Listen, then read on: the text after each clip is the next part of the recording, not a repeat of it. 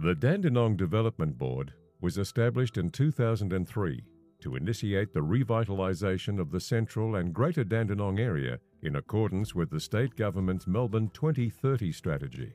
After studying the social, economic and cultural dynamics of the Dandenong area, the board used its vast knowledge, networks and expertise to build connections between state government, local government, Vic Urban, the not-for-profit sector and private enterprise. Well, the Dandenong Development Board was initially set up as an advisory committee in late 2002 and it sort of morphed into the Dandenong Development Board in 2003 as a statutory authority via an Act of Parliament. Now, the reason for the establishment of the Dandenong Development Board was to assist with the revitalisation of the city of Greater Dandenong. Initially the focus was on the CBD of Dandenong. However, as time moved on, the focus did become centred on the whole of the Greater Dandenong area, which included places like Noble Park. For me as a local member, the thing that I found really impressive is it allowed a neutral broker to come outside of government and work with all the stakeholders, work with other parts of government, work with local council, work with local media and opinion makers, and then also the community to say, look, there are strengths of Dandenong,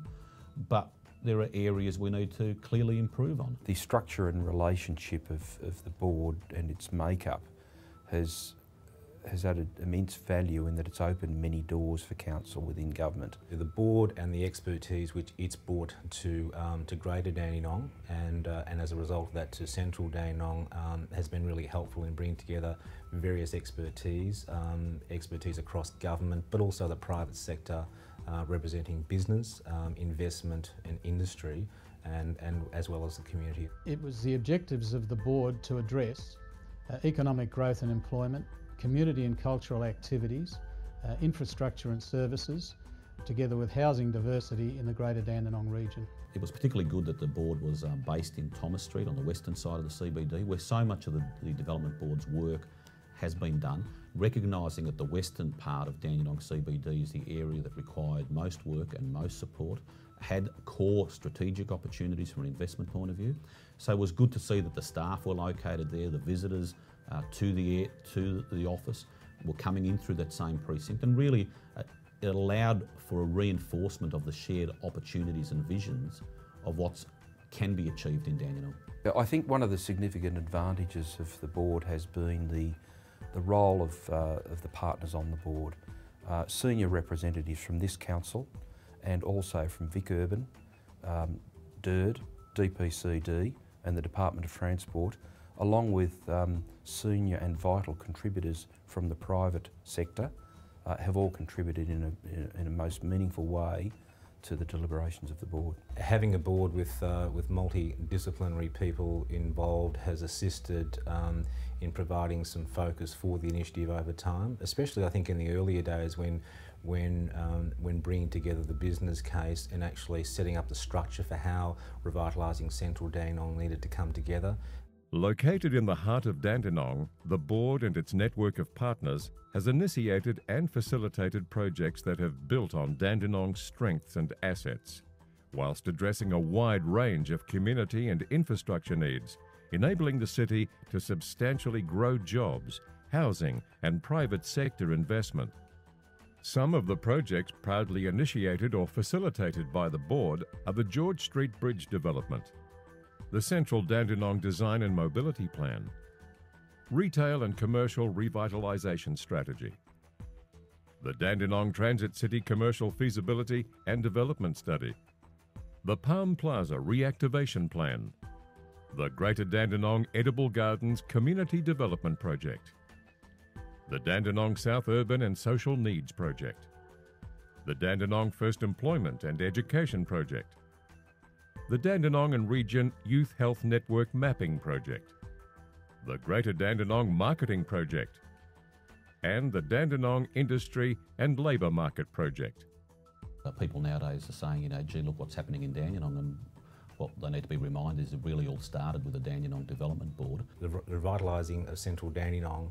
is a very important initiative to really turn Dandenong back into the capital of the southeast of Melbourne. Historically, it's always been known as Melbourne's second city, and this is the opportunity to put the infrastructure in place to provide the development opportunities, to bring in the private sector investment, and to make those structural changes that will add to the existing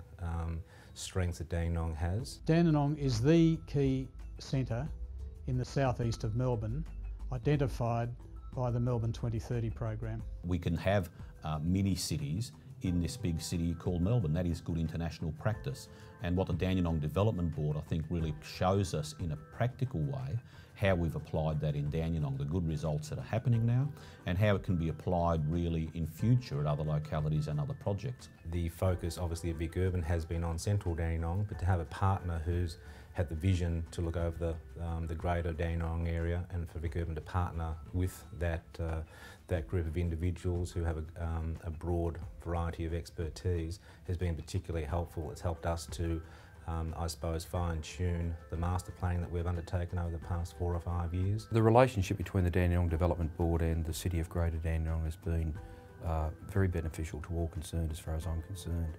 I know it's existed since 2002 and I've been on board since about 2007, so in the 4 years that I've been on the board I've been involved in and certainly noted significant outcomes that have come from the collaboration of all parties involved. Dandenong's clearly a better place now for the last 8 years because the board was there. The board gave a lot of people confidence in the local community, whether it was community residents that had been thinking some of the similar things that